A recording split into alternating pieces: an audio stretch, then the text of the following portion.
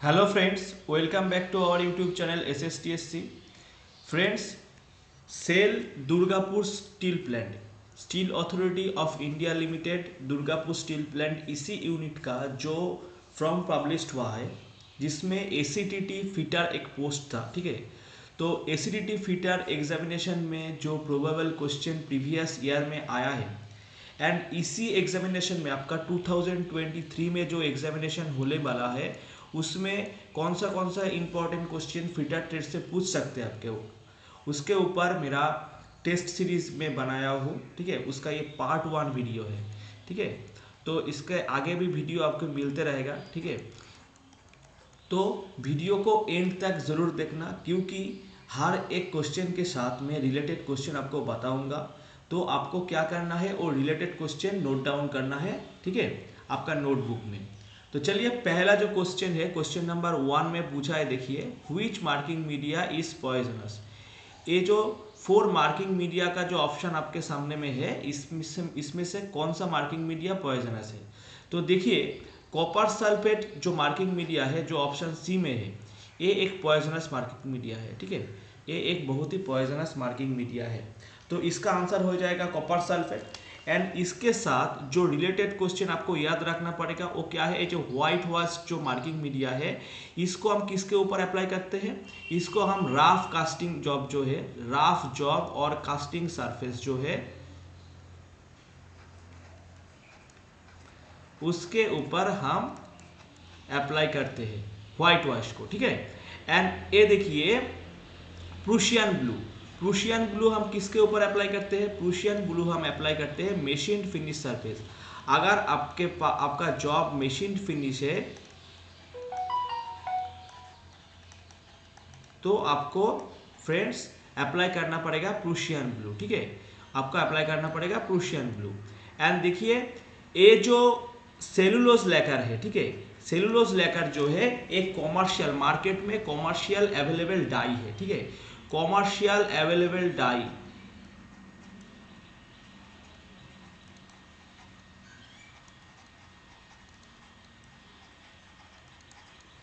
जो commercial available die है different colour में मार्केट में आपको मिल सकता है। तो आपको चारों जो ऑप्शन है आपको आप समझ गए हैं, ठीक है। तो इसका स्क्रीनशॉट भी आप ले सकते हैं एंड इसको आप नोट डाउन भी कर सकते हैं। उसके बाद आते हैं क्वेश्चन नंबर 2 में। तो देखिए क्वेश्चन नंबर 2 में जाने से पहले मैं बोल देता हूँ, ठीक है। देखिए मेरा जो ऐप्स है टेक बुक, ठीक है, इसमें आपका ये जो क्वेश्चन है इसका PDF copy and test series भी आपको मिल जाएगा जो आपको गूगल प्ले स्टोर में मिल जाएगा, ठीक है। टेक बुक जो ऐप्स है वो आप डाउनलोड कर सकते हैं एंड उसके उसमें दुर्गापुर स्टील प्लांट के लिए एक कोर्स भी है, ठीक है। आप उस कोर्स के थ्रू भी जा सकते हैं, ठीक है।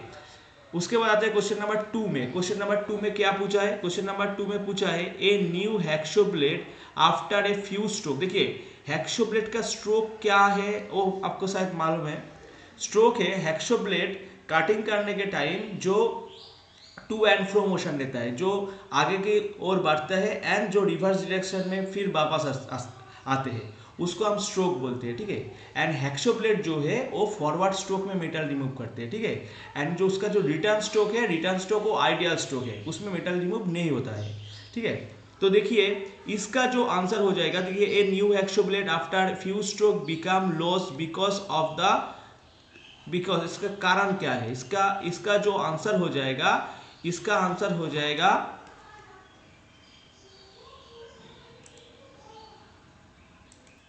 स्ट्रेचिंग ऑफ द ब्लेड, ठीक है। इसका देखिए आंसर ऑप्शन ए में इधर में हट गया है, इसका आंसर हो जाएगा स्ट्रेचिंग ऑफ ब्लेड, ठीक है। ऑप्शन ए इसका आंसर हो जाएगा। एंड देखिए फ्रेंड्स इसके साथ मैं आपको बताना चाहूंगा, आपका अगर क्वेश्चन में पूछा है कौन सा सॉ जो कॉन्टिन्यूअस काटिंग एक्शन देता है, ठीक है, उसका आंसर हो जाएगा सर्कुलर सॉ। सर्कुलर सॉ जो है वो कॉन्टिन्यूअस काटिंग एक्शन देता है। उसके बाद आता है क्वेश्चन नंबर 3 पर। क्वेश्चन नंबर 3 में पूछा है name the property of the metal which can be drawn into wire without rupture, ठीक है। तो देखिए मेटल के जिस जो प्रॉपर्टी के कारण, ठीक है, मेटल के जो बिहेवियर के कारण मेटल को हम वायर में कन्वर्ट कर सकते हैं, ठीक है। मेटल का वो जो प्रॉपर्टी, उसको मेटल का प्रॉपर्टी कहलाता है, ठीक है। तो मेटल का इस प्रॉपर्टी को हम बोलते हैं डक्टिलिटी। डक्टिलिटी क्या है, मान लीजिए आपके पास एक ब्लॉक है, ठीक है, इसका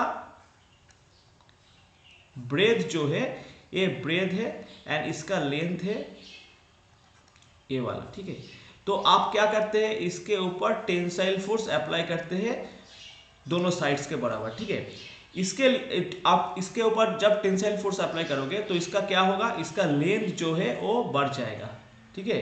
एंड इसका जो क्रॉस सेक्शनल एरिया जो है, इसका जो ब्रेथ है वो डिक्रीज होता रहेगा, ठीक है। तो इसको हम क्या बोलते हैं, इस प्रोसेस को हम क्या बोलते हैं, इस प्रोसेस को हम बोलते हैं ड्रॉइंग डाउन। तो मेटल के जिस प्रॉपर्टीज के कारण हम ड्रॉइंग डाउन कर सकते हैं उसको हम क्या बोलते हैं, डक्टिलिटी। तो प्रोसेस को हम बोलते हैं ड्रॉइंग डाउन, एंड इस ड्रॉइंग डाउन प्रोसेस के लिए मेटल के जिस बिहेवियर के कारण हम ड्रॉइंग डाउन कर सकते हैं उसको हम बोलते हैं डक्टिलिटी, ठीक है। एंड देखिए फ्रेंड्स, इसके साथ मैं रिलेटेड क्वेश्चन एक और बताऊंगा आपको। देखिए इसका जो रिवर्स केस है, अगर आपका मेटल कुछ ऐसे ही था, मेटल का लेंथ ऐसा था, ठीक है, ये मेटल का लेंथ आपका ऐसा था एंड इसके ऊपर आप कॉम्प्रेसिव फोर्स अप्लाई कर रहे हो, ठीक है। कॉम्प्रेसिव फोर्स लगाने के बाद इसका क्या हो जाएगा, लेंथ डिक्रीज हो जाएगा एंड इसका जो क्रॉस सेक्शनल एरिया है वो बढ़ जाएगा, ठीक है। तो इसी जो प्रोसेस है इसको हम बोलते हैं ऑफसेटिंग।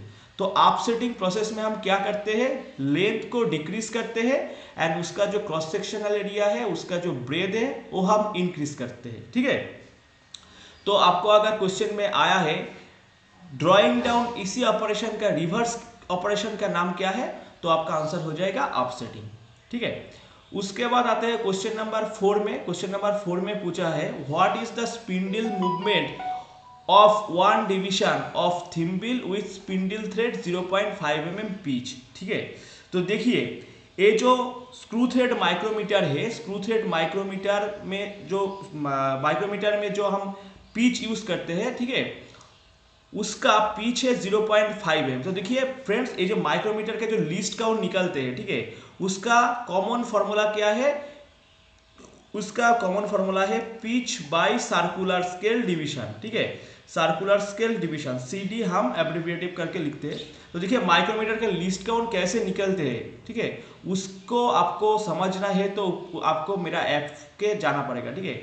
उसमें मैं क्लियर समझा दूंगा आपको कि माइक्रोमीटर का जो लीस्ट काउंट है वो कैसे निकलते हैं। उसका शॉर्ट फॉर्म है pitch by circular scale division. ये pitch by circular scale division कैसे आते हैं उसको हम डिटेल में समझाऊंगा आपको ऐप्स में। तो देखिए इस माइक्रोमीटर का जो पिच है वो क्या है, 0.5 है। एंड देखिए आप जो कॉमनली अवेलेबल मार्केट में माइक्रोमीटर रहते हैं उसमें जो बीवेल एज है, ठीक है, उसका जो बीवेल एज जो स्केल है,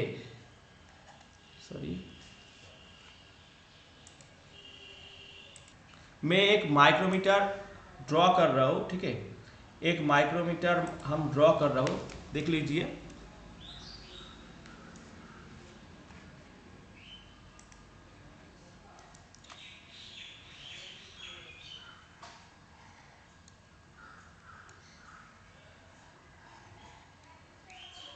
ठीक है,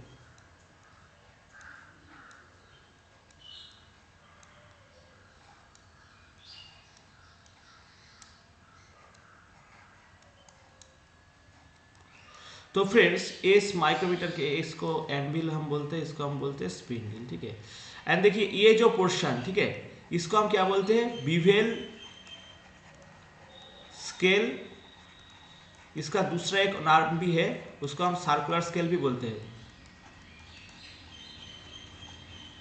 ठीक है। इसको हम बीवेल स्केल और सर्कुलर स्केल से बोल सकते हैं, ठीक है। तो देखिए ये जो बीवेल स्केल है इसमें 50 डिवीजन रहते हैं, ठीक है। मार्केट में जो कॉमनली अवेलेबल माइक्रोमीटर है उसमें 50 डिवीजन रहते हैं एंड इसका पिच क्या है, 0.5 है। तो इसका मैं लिस्ट काउंट निकालने का जो फॉर्मूला आपको बताया हो क्या है, pitch by circular scale division, ठीक है। तो पिच है 0.5 एंड सर्कुलर स्केल डिवीजन है 50। तो इसको आप सिंप्लीफाई करेंगे तो उसका आंसर क्या जो हो जाएगा, उसका आंसर हो जाएगा 0.01, ठीक है। तो ऐसे माइक्रोमीटर का लिस्ट काउंट निकालते हैं। इसका डिटेल वीडियो देखने के लिए मेरा जो ऐप है टेक बुक में आपको जाना पड़ेगा। What is the use of try square? देखिए ट्राई स्क्वायर का यूज क्या है। ट्राई स्क्वायर से हम राइट एंगल को चेक कर सकते हैं, ठीक है। तो इसका आंसर हो जाएगा option A, to check the right angle, ठीक है। लेकिन ट्राई स्क्वायर से हम राइट एंगल मेजर नहीं कर सकते, क्योंकि कोई भी इंस्ट्रूमेंट के ऊपर अगर स्केल माउंटिंग है तो तब उसके सहारा से हम उसका जो रीडिंग ले सकते हैं, लेकिन ट्राई स्क्वायर में ऐसा कोई सुविधा नहीं है, ठीक है। इसी के कारण ट्राई स्क्वायर से हम राइट एंगल मेजर नहीं कर सकते, हम सिर्फ चेक कर सकते हैं कि राइट एंगल है कि नहीं है, ठीक है। उसके बाद आते हैं क्वेश्चन नंबर 6 पर, ठीक है फ्रेंड्स। क्वेश्चन नंबर 6 में पूछा है what is the use of filler case. देखिए ये जो क्वेश्चन है ना बहुत ही इंपॉर्टेंट क्वेश्चन है, डिफरेंट एग्जामिनेशन में ऑलरेडी आ चुका है एंड आगे भी आएगा। ये क्वेश्चन बहुत ही इंपॉर्टेंट क्वेश्चन है एंड बहुत ही इजी क्वेश्चन है।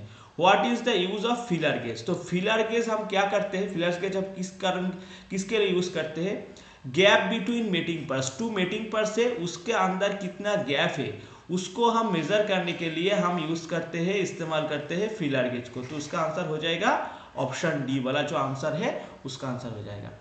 नेक्स्ट फ्रेंड्स हम आते हैं क्वेश्चन नंबर 7 में। क्वेश्चन नंबर 7 में पूछा है which parts of the universal surface gauge holds the scriber. तो यूनिवर्सल सरफेस गेज में कौन सा पार्ट है स्क्राइबर को होल्ड करते हैं, तो उसका आंसर हो जाएगा ऑप्शन ए। एंड देखिए फ्रेंड्स हम आपको समझता है कि यूनिवर्सल सरफेस गेज के जो स्क्राइबर जो हम होल्ड करते हैं, ठीक है, तो स्क्राइबर कैसे देखते हैं, स्क्राइबर देखने के कुछ ऐसे होते हैं, ठीक है।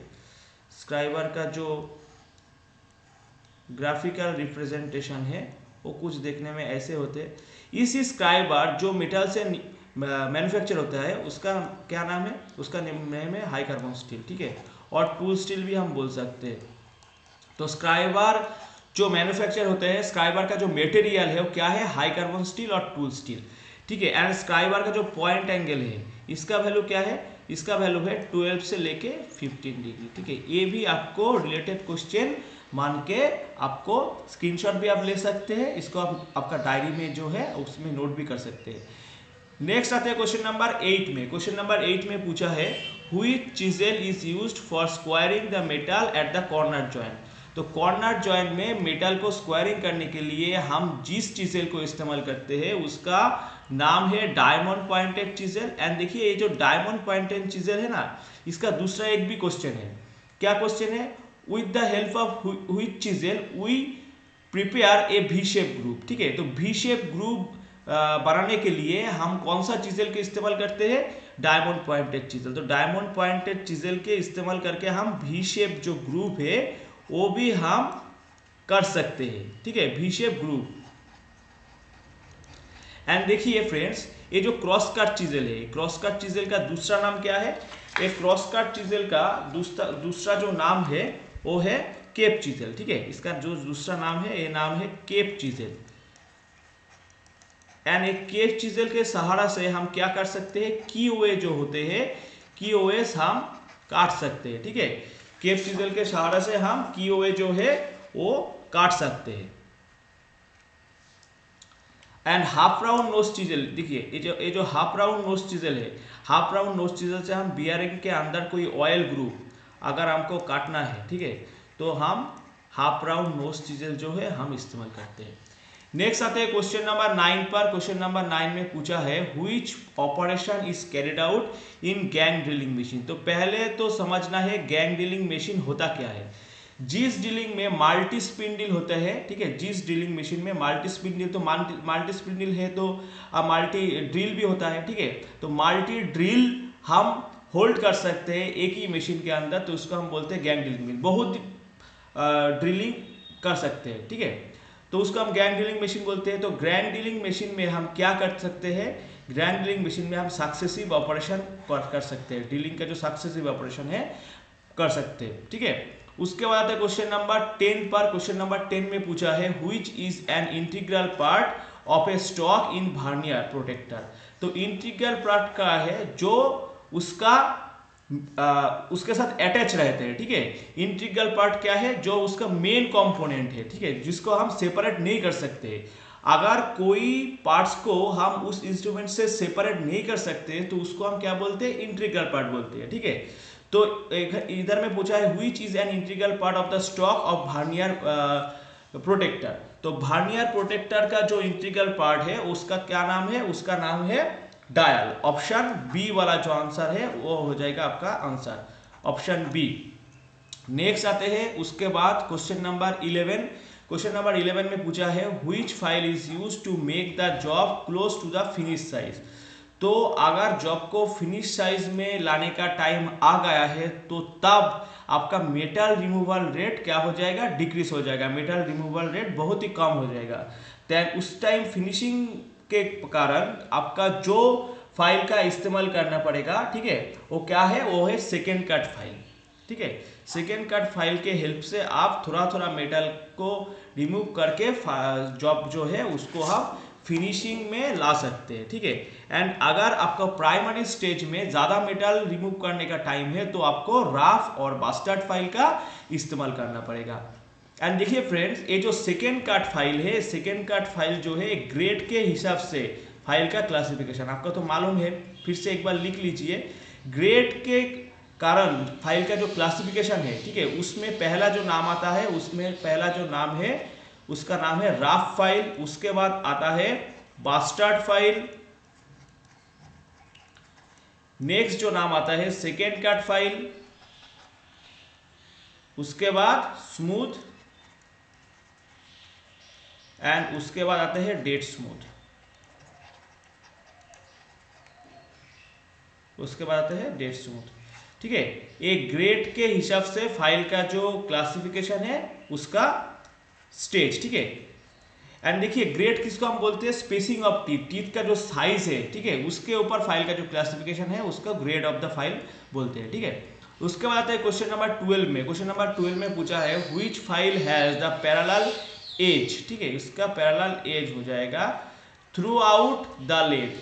तो लेंथ जो थ्रू आउट द लेंथ उसका एज पैरेलल रहता है, उसको उस फाइल का नाम क्या है, उस फाइल का नाम है हैंड फाइल। एंड ये जो हैंड फाइल है इसको हम क्या बोलते हैं, इसको हम बोलते हैं सेफ एज फाइल, क्योंकि इसका एक जो एज है वो सेफ एज रहते हैं, इसी के लिए हम हैंड फाइल को क्या बोलते हैं, हैंड फाइल का हम बोलते हैं सेफ एज फाइल, ठीक है। एंड देखिए जो रास्प कट फाइल है, रास्प कट फाइल हम वुड वर्किंग के लिए इस्तेमाल करते हैं। वुड और लेदर वर्किंग के टाइम हम जो इस फाइल का इस्तेमाल करते हैं उसका नाम है रास्प कट फाइल, ठीक है। नेक्स्ट आते हैं क्वेश्चन नंबर 13 में। क्वेश्चन नंबर 13 में पूछा है which is the material to manufacture the bench vice. तो बेंच वाइस को मैन्युफैक्चरिंग करने के लिए हम जिस मेटल को इस्तेमाल करते हैं उसका नाम है कास्ट आयरन। एंड देखिए बेंच वाइस का अगर नाम आ ही गया तो बेंच वाइस का जो डिफरेंट पार्ट्स है उसको आप डिटेल में समझ लीजिए। देखिए बेंच वाइस का जो जॉ है, ठीक है, एंड उसका जो बॉडी है वो मैन्युफैक्चर होता है कास्ट आयरन से। बेंच वाइस का जो स्पिंडल है, बेंच वाइस का जो हैंडल है, ठीक है, वो मैन्युफैक्चर होता है माइल्ड स्टील से।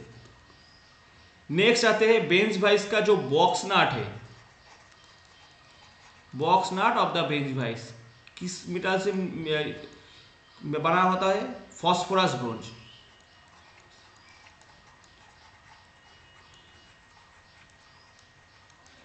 ठीक है। बेंच वाइस का जो बॉक्स नट है वो फास्फोरस ब्रोंज से मैन्युफैक्चरिंग होता है, ठीक है। उसके बाद आते हैं बेंच वाइस का जो जॉ प्लेट है, ठीक है, बेंच वाइस का जो जॉ प्लेट है वो मैन्युफैक्चरिंग किस मेटल से होता है, टूल स्टील से, ठीक है। उसके बाद बेंच वाइस का जो वाइस क्लैंप है, ठीक है, वाइस क्लैंप है, बेंच वाइस का वाइस क्लैंप वो मैन्युफैक्चरिंग होता है टीन से, ठीक है। तो देखिए पहले एक बार रिपीट कर देता हूं मैं। बेंच वाइस का जो जॉ है एंड बेंच वाइस का जो बॉडी है वो कास्ट आयरन से मैन्युफैक्चरिंग होता है, कास्ट आयरन से हम बनाते हैं। उसके बाद बेंच वाइस का जो स्पिंडल एंड हैंडल है उसको हम माइल्ड स्टील से मैन्युफैक्चरिंग करते हैं, ठीक है। माइल्ड स्टील को हम लो कार्बन स्टील भी बोलते हैं। उसके बाद बेंच वाइज का जो बॉक्स नट है, बॉक्स नट जो मैन्युफैक्चरिंग होता है फॉस्फोरस ब्रोंज से, ठीक है जी, ठीक है। उसके बाद जॉ प्लेट जो है बेंच वाइज का टूल से हम मैन्युफैक्चरिंग करते हैं, एंड वाइस क्लैंप जो है वो टीन से मैन्युफैक्चरिंग होता है, ठीक है। तो बेंच वाइज का जो डिफरेंट पार्ट्स, कौन सा पार्ट कौन सा मटेरियल से बना हुआ होता है, ये आपको नोट डाउन करना है। उसके बाद आते हैं क्वेश्चन नंबर 14 में। क्वेश्चन नंबर 14 में पूछा है which one is the personal safety. तो ये जो गिवन आपका जो 4 एग्जाम्पल है, इसमें से कौन सा पर्सनल सेफ्टी है, देखिए कॉन्सेंट्रेट ऑन योर वर्क, आपका जो काम है उसके ऊपर ध्यान देना पड़ेगा, ठीक है। ये जो पॉइंट है ये आपका पर्सनल सेफ्टी के अंदर आ जाएगा, ठीक है। तो ऑप्शन बी हो जाएगा आपका आंसर। नेक्स्ट आते हैं क्वेश्चन नंबर 15 में। क्वेश्चन नंबर 15 में पूछा है flammable of liquefiable solids are classified into, ठीक है। तो देखिए फ्रेंड्स, फ्लेमेबल जो लिक्विफाइबल सॉलिड्स जो है उसको हम क्लास बी फायर के अंदर लेते हैं, ठीक है। तो उसका आंसर हो जाएगा क्लास बी। एंड देखिए ये जो सी इलेक्ट्रिक फायर जो है, ठीक है, इलेक्ट्रिक फायर जो है वो फायर आते हैं क्लास सी कैटेगरी फायर में। तो इलेक्ट्रिकल फायर कौन सा कैटेगरी का फायर के अंदर आता है, class C category fire. And देखिए फायर के ऊपर मेरा एक डिटेल वीडियो है मेरा यूट्यूब चैनल पे। मैं एक काम करूंगा, इस वीडियो का जो डिस्क्रिप्शन बॉक्स है उसमें भी मैं शेयर करूंगा, ठीक है। तो आप देख सकते हैं उसमें मैं फायर का जो क्लासिफिकेशन है, देखिए फायर का जो क्लासिफिकेशन होते हैं, एक होते हैं यूएस सिस्टम के ऊपर बेस करके, एंड एक होते हैं European system and Australian system के ऊपर बेस करके, ठीक है। तो देखिए 2 बुक्स आप जो पढ़ते हैं, ठीक है, उसमें एक बुक्स के ऊपर जो यूएस सिस्टम के ऊपर क्लासिफिकेशन है, जैसे कि इलेक्ट्रिकल फायर सी कैटेगरी के फायर में आता है अकॉर्डिंग टू यूएस सिस्टम, ठीक है। लेकिन यूरोपियन सिस्टम और ऑस्ट्रेलियन सिस्टम के अकॉर्डिंग इलेक्ट्रिक फायर ई फायर के कैटेगरी में आते हैं, ठीक है। एंड देखिए ये जो इसको आपको जानना पड़ेगा जो कौन सा फायर कॉम्बस्टेबल लिक्विड कौन सा कैटेगरी में आता है, कॉम्बस्टेबल सॉलिड कौन सा फायर कैटेगरी में आते हैं, ठीक है, गैस कौन सा कैटेगरी में आता है, कुकिंग ऑयल और वेजिटेबल ऑयल कौन सा कैटेगरी में आते हैं, ठीक है। तो इसके ऊपर डिटेल एक वीडियो मेरा है मेरा यूट्यूब चैनल में, इस वीडियो का डिस्क्रिप्शन बॉक्स में भी मैं शेयर करूंगा, आपका अगर जरूरत है आप देख सकते हैं, ठीक है। उसके बाद आते हैं क्वेश्चन नंबर 16 में। क्वेश्चन नंबर 16 में पूछा है which is the immediate life saving procedure, ठीक है। तो इमीडिएट लाइफ सेविंग जो प्रोसीड्योर है उसको हम क्या बोलते हैं, फर्स्ट एड बोलते हैं। बहुत ही इजी क्वेश्चन है, आपको पता है। नेक्स्ट क्वेश्चन नंबर 17 में आता है which comes under the mechanical occupational hazard. तो देखिए मैकेनिकल ऑक्यूपेशनल हैजर्ड से है वो है अनगार्डेड मशीनरी। अगर कोई मशीनरी गार्डेड नहीं है तो उसके कारण आपको एक्सीडेंट हो सकता है, ठीक है, किसी भी टाइम एक्सीडेंट हो सकता है। आप अगर पर्सनल सेफ्टी ले रहा हो लेकिन मशीन में कोई गार्ड नहीं है तो दूसरा मशीन के कारण भी आपका एक्सीडेंट हो सकता है। तो ये है एक मैकेनिकल ऑक्यूपेशनल हैजर्ड, ठीक है। फ्लिंज कपलिंग में अगर प्रोटेक्टेड नहीं है तो फ्लिंज कपलिंग का जो बोल्ट है वो अगर शेयर कर जाएगा तो क्या होगा, वो आके आपको इंज्योर कर सकते हैं। नेक्स्ट आते हैं क्वेश्चन नंबर 18 में। क्वेश्चन नंबर 18 में पूछा है electrical fires comes under the group of. तो देखिए फ्रेंड्स, मैं पहले क्वेश्चन में भी आपको रिलेटेड क्वेश्चन के टाइम बताया हूँ कि electrical fire comes under the group of classic fire. And ये जो इलेक्ट्रिक फायर है इसको बुझाने के लिए, इसके एक्सटिंग्विश करने के लिए CO2 एक्सटिंग्विशर हम इस्तेमाल करते हैं। नेक्स्ट आते हैं क्वेश्चन नंबर 19 पर। क्वेश्चन नंबर 19 में पूछा है melting temperature range of solder. तो सोल्डर का जो मेल्टिंग टेम्परेचर रेंज है, ठीक है, सोल्डर का जो मेल्टिंग टेम्परेचर रेंज है वो है 150 से लेके 350 डिग्री सेल्सियस, ठीक है। तो ऑप्शन ए आपका आंसर हो जाएगा। इसी वीडियो का लास्ट क्वेश्चन क्या है, क्वेश्चन नंबर 20 पार्ट 1 का last question, question number 20 which kind of material to be used for hard soldering. तो हार्ड सोल्डरिंग के लिए हम कौन सा मटेरियल का इस्तेमाल करते हैं, तो हार्ड सोल्डरिंग के लिए हम जो मटेरियल का इस्तेमाल करते हैं उसका नाम हो जाएगा कॉपर, ठीक है। तो फ्रेंड्स ये वीडियो आपको कैसा लगा, अगर आपका इंफॉर्मेटिव लगा है तो आप चैनल को सब्सक्राइब जरूर करना एंड आप बेल आइकन को प्रेस कर देना, क्योंकि मेरा जो सीरीज है मैं कॉन्टिन्यूअसली अपलोड करते रहूँगा। अब मैं अपलोड करने के टाइम आपका एज सुन एज पॉसिबल आपके पास नोटिफिकेशन चल जाएगा, ठीक है। एंड वीडियो अगर आपका अच्छा लगा है तो फ्रेंड्स के अंदर भी शेयर करते रहना। थैंक्स फॉर वॉचिंग, मिलते हैं नेक्स्ट वीडियो में।